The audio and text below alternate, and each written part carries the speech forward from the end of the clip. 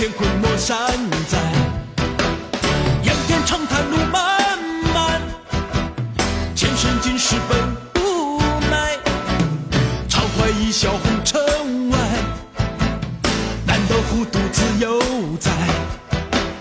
哦哦哦，难得糊涂，哦哦，又在，哦哦哦，难得糊涂，哦哦，山在，哦哦哦，又在山在。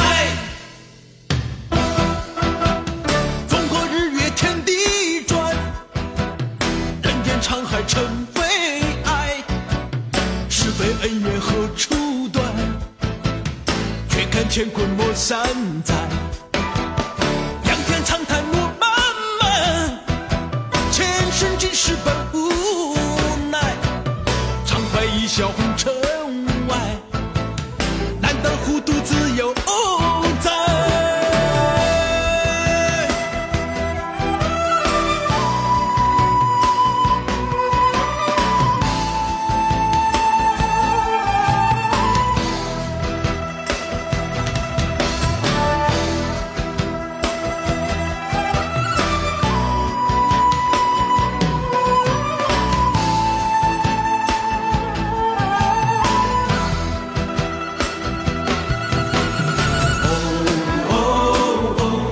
难得糊涂，哦哦，又在，哦哦，难得糊涂，哦哦，山在，哦哦，又在山在。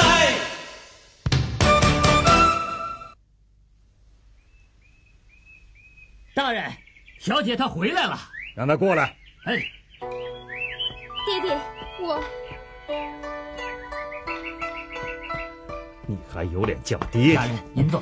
啊，还不给我跪下！女儿不是有意惹爹爹生气的，求爹爹原谅。哼，你看看你自己这身打扮啊，你看看啊，哼，成何体统啊？你还像个大家闺秀吗？平时你娘说你不懂事，我还一直袒护着你。子不教，父之过呀。爹爹，我都怪我平日对你管教的太少了。你要是再这样下去的话，你自己看着办吧。我说的你听到了没有？我听春花说，扬州来的画师把招亲的谜底给解了，后来他们又走了。女儿一听急了，又不敢跟爹爹说，情急之下，只好女扮男装私下上了街。女儿没想到，爹爹也跟着上了街。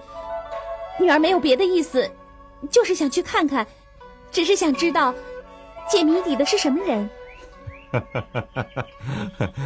啊，现在你见到他们了，你觉得怎么样啊？爹爹也看到了他们的人品和画品，那么让人敬佩。爹爹，你要为我做主啊！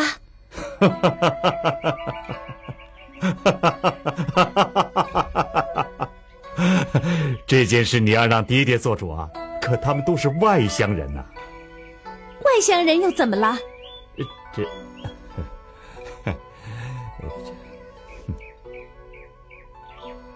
爹爹没忘记吧？设谜招亲的时候您说过，谁解了这个谜，女儿就嫁给谁。可是谜底人家解出来了，爹爹却自食其言，将人家拒之门外不理睬。女儿想问个明白，爹爹如何解释？我就你这么一个宝贝女儿，你就忍心离开爹爹啊？爹爹怎么能这么说呢？那么多的王公大臣、文人墨客都没有看出那副对子藏意到底是什么。有人说出了谜底，他就是跟女儿有前世的缘分。梅子，你起来吧。谢谢爹爹饶了女儿。大人，奴才打听到了，扬州的画师住在碧云寺，他们早出晚归。爹，梅子，那你说吧，怎么安排？快到碧云寺去，把扬州来的画师们请到府上来。做客。去吧。爹，你真好。好什么啊？厚脸皮。大人您回来了，都给我滚得远远的，出去。是。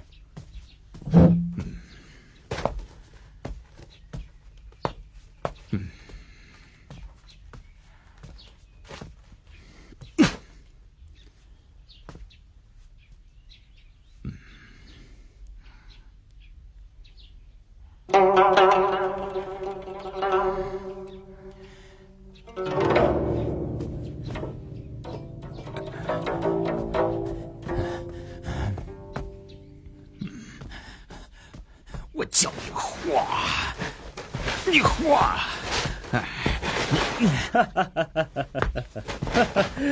金老师生这么大的气是怎么回事啊？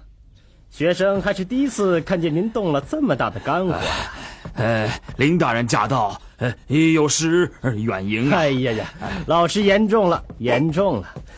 您是我的老师，学生永远是老师的学生，只因公务在身，未能及时前来为恩师消气，还望恩师海涵呢。你都知道了啊，管家都跟我说了。学生之见，恩师何必与那些平民画师一般见识呢？来，把这些字画再挂起来。耻辱啊！想不到，在大庭广众之下，竟然受到这般凌辱。学生这么想啊，那几个扬州画师无足轻重。问题的要害是，听说御画师李善和直隶总督钟文奎也都没给老师面子。哎呀，我就是为此事生气啊！这两个人都不是一般的角色，一个是南书房行走，一个是直隶总督。金大人，郑板桥的临摹娟秀妥帖，有深有意。在场这么多人，大家都看到了，如若失言，恐怕难以服众。你们身为君子，说话怎么能出尔反尔呢？也不知道羞得慌。大家说，这银票该不该给人家？拿着吧。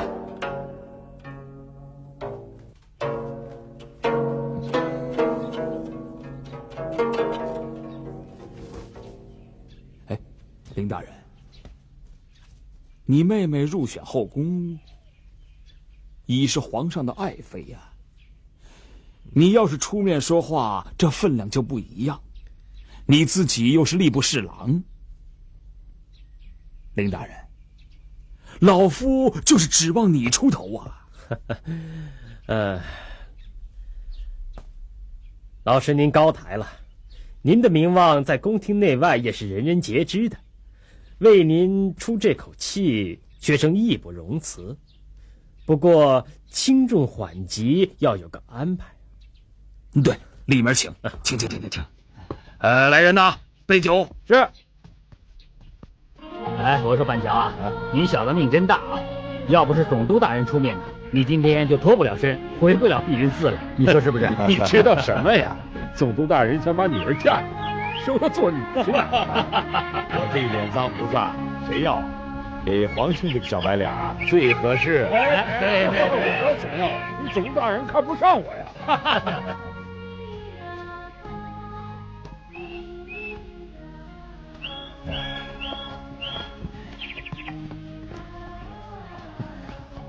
哎，那是谁啊？去问。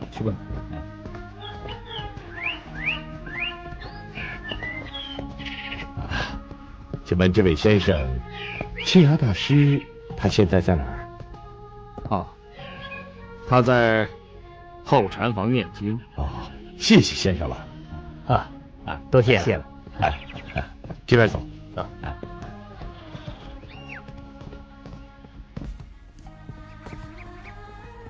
京城的文人墨可多呀，你们的字画，喜欢的人多吗？不瞒大师说呀，他们几位的字画笑得都非常好。是啊。京城的百姓倒还都喜欢我们的字画。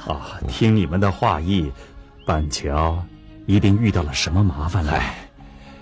麻烦总会遇到的，不顺心的事儿，还是不说为好。我这种个性啊，到哪儿都讨不了好。板桥，你们一定要记住，处事不要太要强。接着说。我听说钟文奎和贵州总督阿坤一直不和，我去安排人找阿坤，让他找钟文奎的把柄。好主意。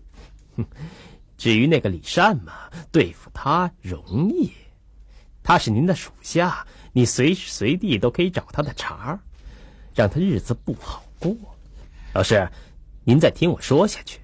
老师，您还记得当今皇上的小叔慎亲王允禧吗？想当年，他不也是恩师的门徒吗？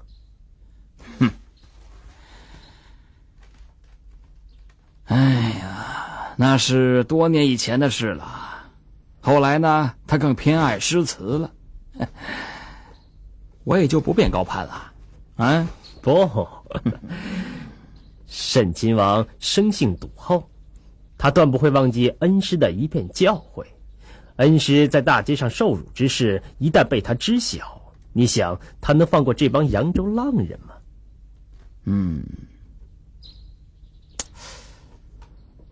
哎呀，可是慎亲王在紫禁王府，郑板桥他们在碧云寺啊。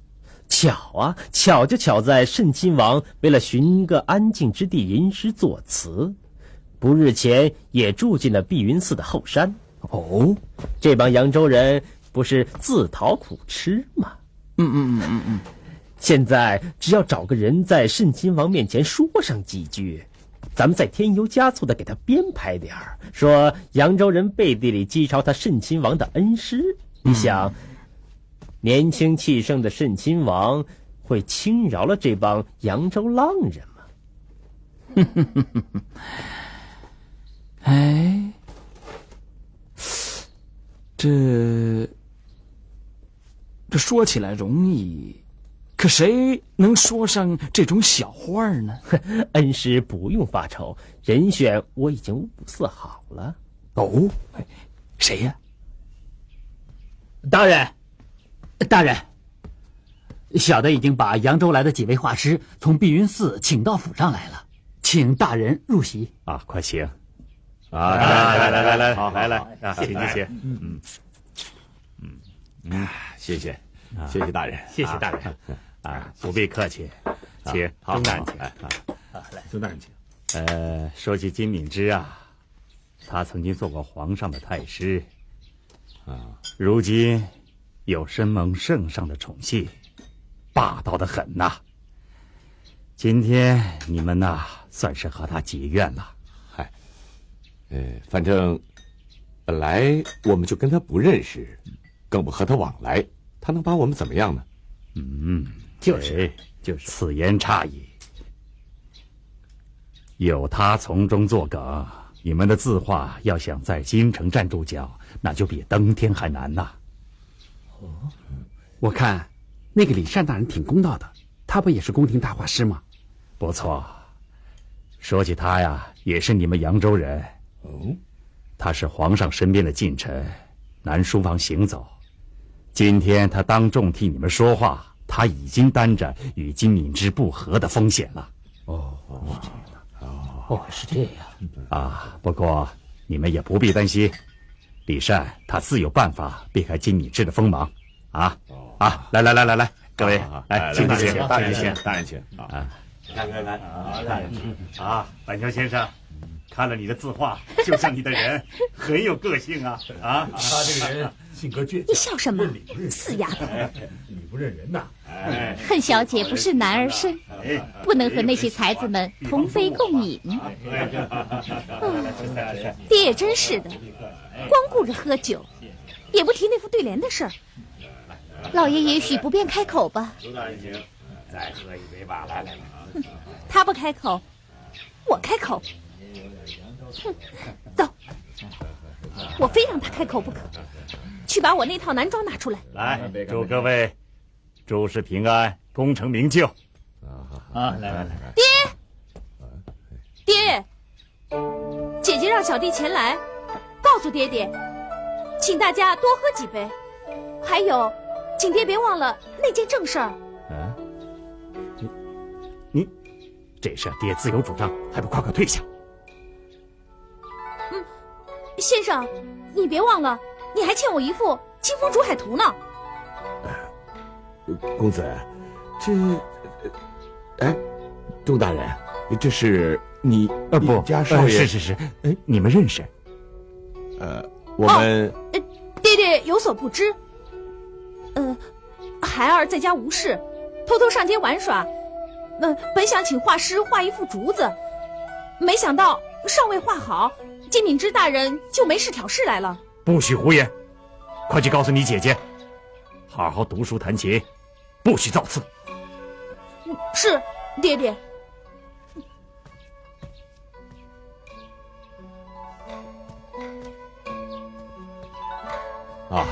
钟大人，令少爷他所要的画儿，板桥不日就画好，定当送到府上来。小女和他这个淘气的弟弟自幼溺爱，桀骜不驯，诸位不可太认真。只是请你们来，确实有小女的一番美意呀。自从那天各位在本府大门接对联、接谜底，他就日夜不得安宁。常言道，郎才女貌，各位的才学也确实令老夫佩服啊。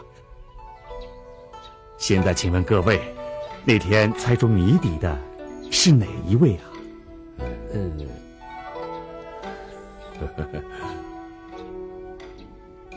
皇顺。老夫单独和你干一杯。不，钟大人，不是这样的，您听我说不是这样的。多谢钟大人和小姐的美意。其实我也只是猜对了上联，下联呢，其实是由这个黄慎兄猜出来的。更何况板桥是一介穷书生，靠的是卖画糊口，我家中也有妻室儿女，怎能造次呢？请大人谅解。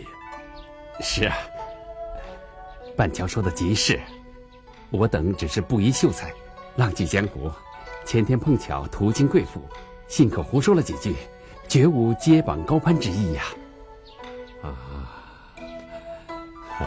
听了二位先生的一番肺腑之言，令老夫感动啊。此番相会，不仅看到了各位的画品，也看到了各位先生的人品，真是三生有幸啊。好，不敢。钟大人，我们私下也在说，能结识像您这样为人正直的高官，那也是我们的福分，请受我等一拜。不敢当，不敢当。免了。大人，免了。画案已经摆好了。知道了，去吧。诸位，钟猛虽是一介武夫，可我甚是喜好诗文书画。今日在此摆下画案，请各位画师留下笔墨，但是话要收在明处，我以市价一一收下。不，钟大人，不敢。钟大人，我们虽是以卖画糊口，但也绝不至如此唯利是图啊。钟大人，还是请您收回贵言。是啊，给钟大人作画，我们心里高兴啊。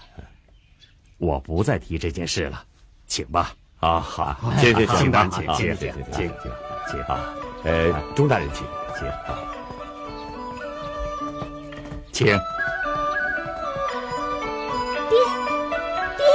过来呀！爹，你快来呀！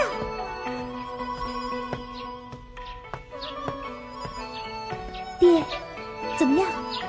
什么怎么样？就是那件事啊。你说的是这个呀？揭谜底的是两位先生，爹怎么能乱点鸳鸯谱啊？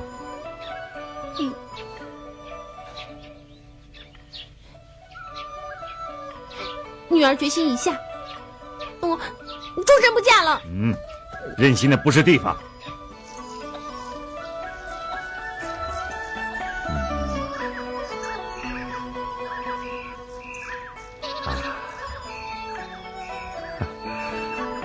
好手笔，妙不可言呐！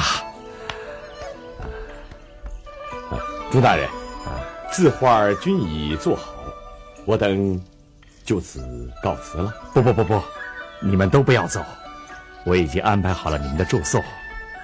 你们在京期间哪儿都别去，就住在我的府上啊！不，大人，您的好意我在这里代大家先谢过了。我们刚刚到了京城，就惹下这么一场大祸。听了您的劝告呢，决定还是早早离开京城的好。我们打算和青崖大师告别一下，然后我们就回扬州去了。啊，也好。下次来京的时候，千万别忘了到府上做客啊！好，多谢钟大人，多谢。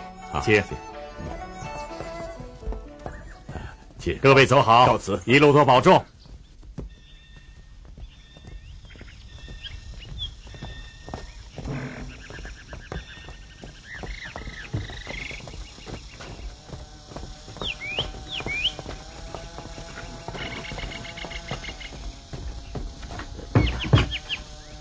大人请。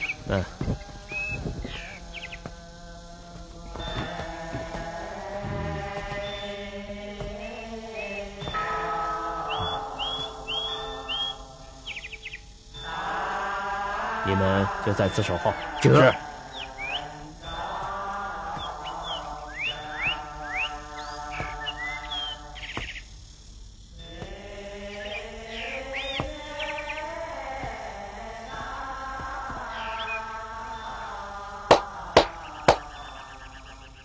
哟，是林大人呐！奴才有失远迎。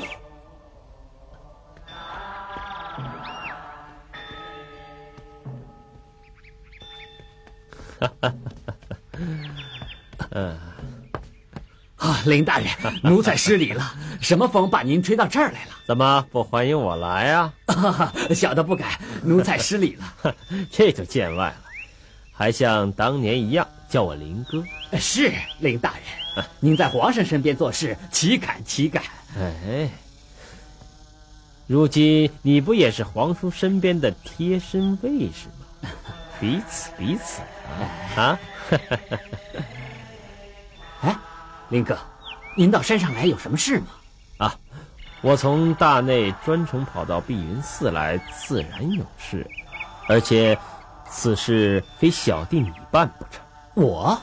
对，此地说话不便，跟我来。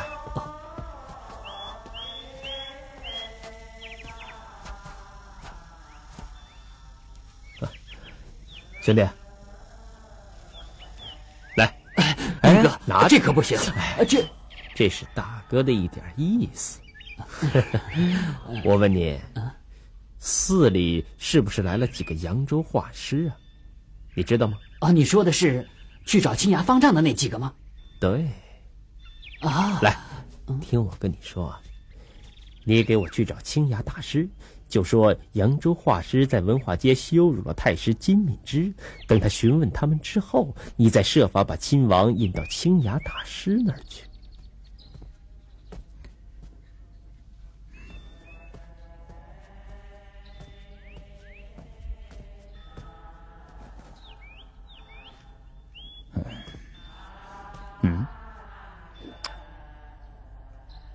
崔回，崔回，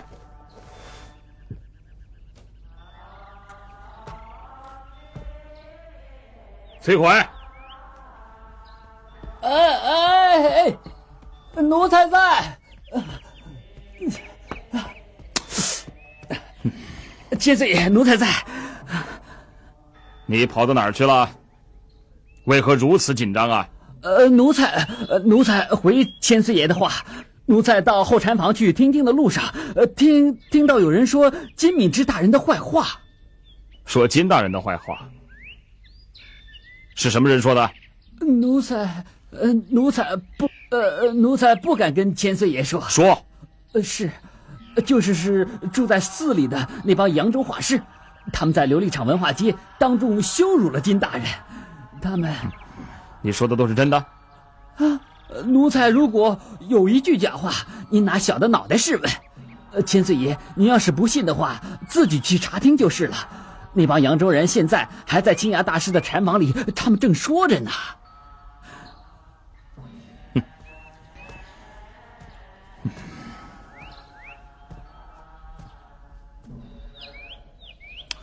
他们竟敢如此狂妄！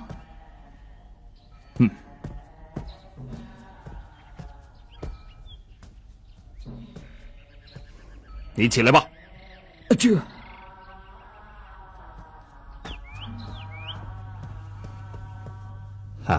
老衲听崔怀说，你们在琉璃厂文化街羞辱了金敏之大人，老衲告诫过你们做事不可锋芒毕露啊！大师，当时他们几位都在场，我们摆摊卖画也没有碍着谁啊。可是有个叫哈川的玉画堂老板，不问青红皂白，就拿了一张字画要和我打擂台。说的是，就是。我哪知道金敏之大人他本人就在现场呢？你当众做了他的画，那不是让他下不来台吗？你们为什么不早早的收摊离开那个是非之地呢？现在好，宫里宫外都传这件事呢。我并没有存心要这么去做，那都是他们逼的。那幅细鹤图，我如果不画的话，他们就会把我们扬州人看作是一文不值。这事儿他们都看到了，我实在是咽不下这口气，只好硬着头皮和他们扛下去。是啊，板桥画得好，当场的老百姓都替我们说话了。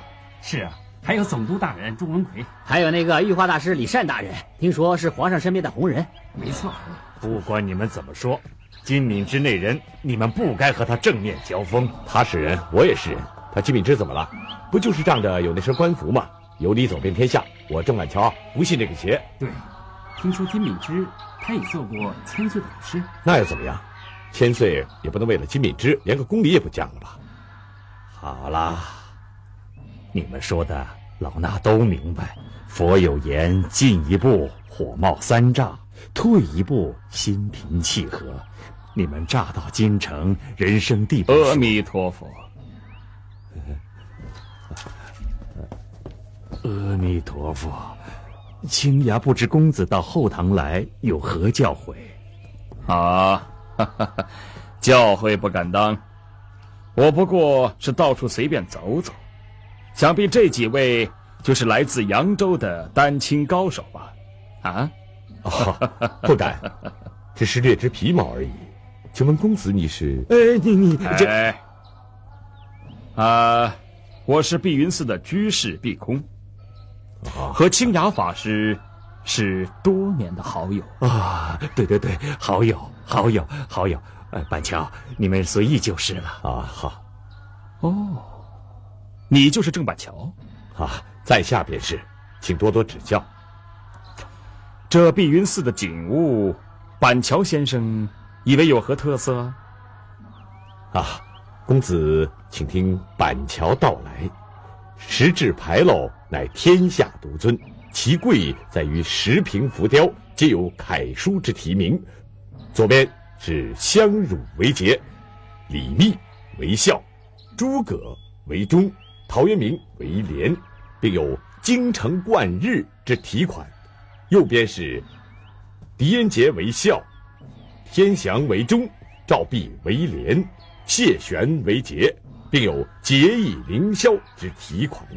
此乃我朝圣上推崇忠孝廉洁之士，昭示天下，以为榜样。哎呀，板桥刚刚到此，怎知晓得这般明了？大师有所不知，板桥为了准备下年的会试，已经查阅了有关忠孝廉洁的文字。既然先生这般有心，碧云寺的花草果木尚缺一物，不知先生有否察觉？碧云寺的花草果木什么都不缺，可只缺一样。什么？竹。清雅法师，板桥先生如此慧心慧眼，何不请他留下墨宝，也算是补偿碧云寺中这无竹之憾呢？碧空居士言之有理啊！如果公子不嫌弃，板桥一定做上青竹一幅。这一幅可不够啊！清雅大师，我请你数一数。千岁殿下，宫里来人传话，皇上今夜召见外国使臣，请殿下务必下山作陪。请殿下立刻下山，奴才已经将轿子备好在殿外，殿下您看是不是？知道了。这，不要再多言了。这，大师，你们说他就是当今皇上的皇叔允禧殿下。千岁在上，快跪下。千岁爷在上，请受草民一拜。哎，快请起，请起，不知不为过嘛。青崖大师啊，刚才我说什么来着？您让老衲数什么来着？哦，对，你带我数一数这东西耳房共有多少间，一间放一幅各异的竹画，7天之后，我要陪皇上来此欣赏。那么，就有劳板桥先生了。画不出来，定你个欺君之罪。奴才，还不快滚！这。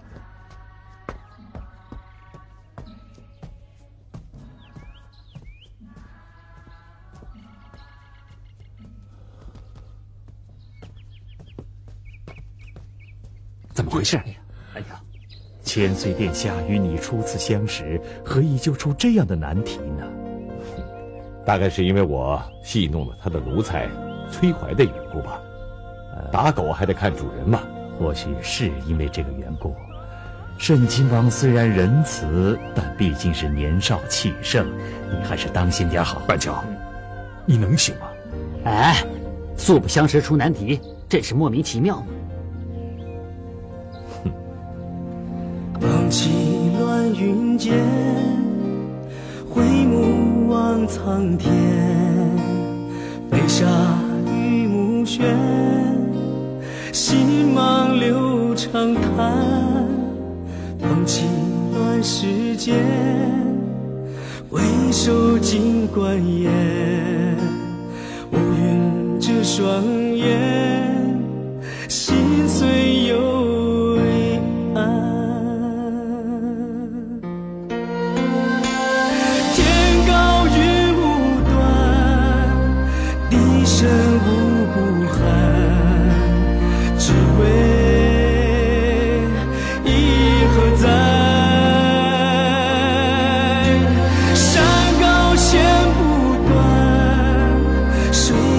深难攀，只为是河边。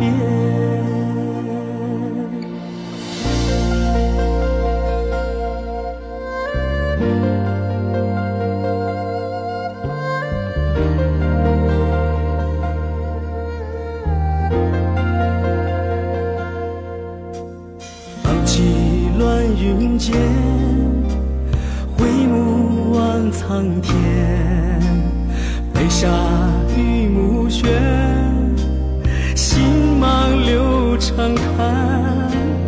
放弃乱世间，回首尽关颜，乌云遮双眼，心碎又微暗。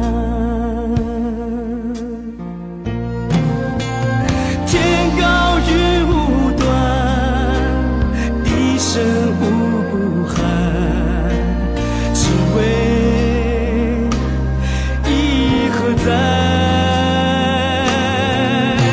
山高线不断，水长深难攀，只为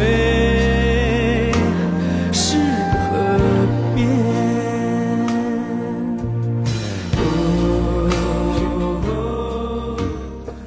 咱们这么办，这几天我们都不出去了，帮助板桥作画，怎么样？是啊，我也是这么想的。板桥画的青竹啊，我们哥儿几个都可以临摹得出来。哎，是谁阿香？你们说呢？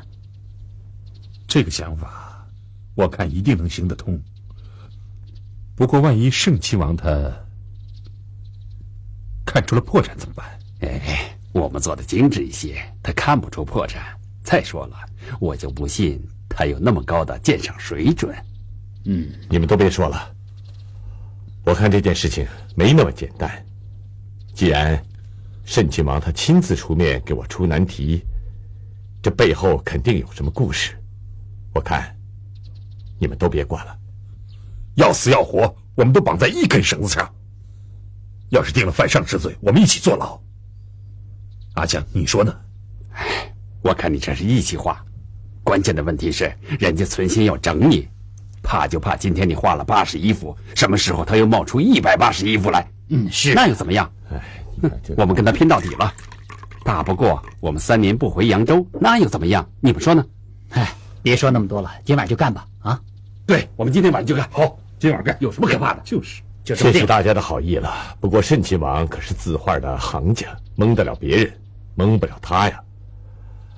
我一人做事一人担，你们都别管了。那郑先生，郑先生，你们谁叫郑板桥啊？外面有人找呢。哦，我去看看。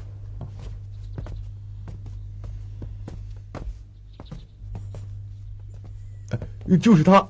哦，钟公子。郑先生，我爹让我来找你们，告诉你们一件事情。哦，钟公子啊，你爹他找我有什么急事吗？我爹说山里的寺院风大，让你们别着凉了。还说让你们早点离开这是非之地。啊，你爹的意思我们知道了，我们很快就会离开这儿的。你们得罪金敏之的事，现在是满城风雨了。公子，带话给你爹，你爹他待我们真是没什么可说的了。这种时候，你一个人跑到山上来找我们，这么远的路，你赶快回去吧。你说的我们都明白了。对，你赶快回去吧。你还是快走吧，别让人看见你和我们在一起。哦，那你们多保重，等风头过去了，欢迎你们再到北京来。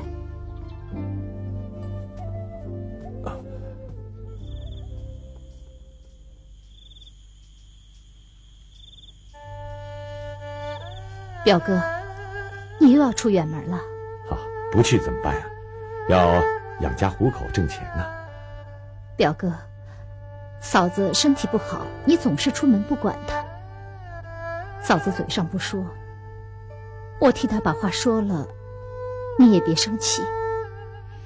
每次你出远门，嫂子她总是提心吊胆的，生怕你在外面惹了是非，受了气没人管。为了嫂子，你也要早回来，早点回来。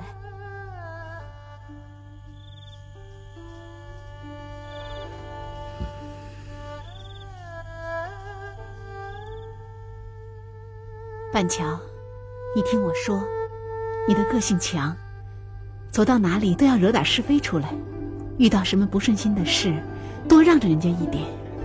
只要你这个人平平安安的回家来，那比什么都好。娘子，看你把话说到哪儿去了？我是那样的人吗？做什么事儿，不该做什么事儿，我自己有分寸，你就放心吧。说得好听，到了时候啊，你就身不由己了。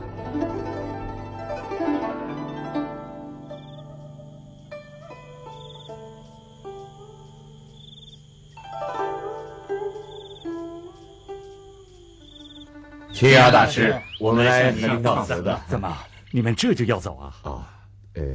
他们要留，可我们不能连累他们啊。好啊，板桥，你做得对，他们先走一步为好。板桥在这儿，老衲会安排好的。青崖大师啊，我们几个在这儿连累你了，请你多多包涵。对，大师多多包涵。不要说客气话了，到了扬州，看看板桥家人，给他们家人一点安慰。是板桥啊，你一个人在这里，我们真不放心呢。是啊，真的不放心。看你们说些什么呀？我还没去坐牢呢。放心吧，我有主心骨，不会出什么差错的。再说还有青崖大师替我分忧解难呢。可惜的是，咱们几个一同到京城来，却不能一道回扬州去了。板桥，家里的事儿你就放心吧，我们会关照的。老朴，钟公子要求做的《清风中海图》，你路过钟府的时候，麻烦你交给他，顺便呢也和钟大人他们道个别。行。那各位，我就不远送了。那告辞了，告辞了。好，谢谢。一路走好啊！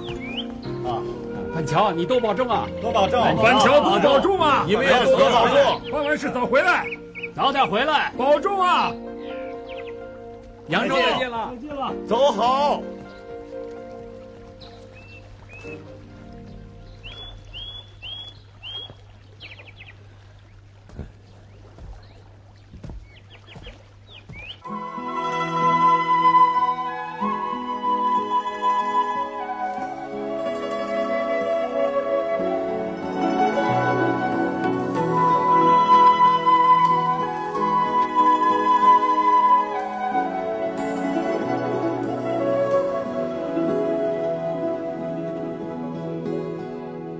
相识本是缘分，相知不容易，何必在乎爱与恨？留下一段真情，彼此都拥有，天长地久才是真。相爱相随到老，陪伴度一生，岁岁月月情更深。多少坎坷艰辛的旅程，雨打风吹不离分。今生难得有情人，能知我心的伤痕，抚平我忧郁的苦闷。今生难得有情人，给我快乐和安慰，让我陶醉不去将来有机会，珍惜永久的依偎。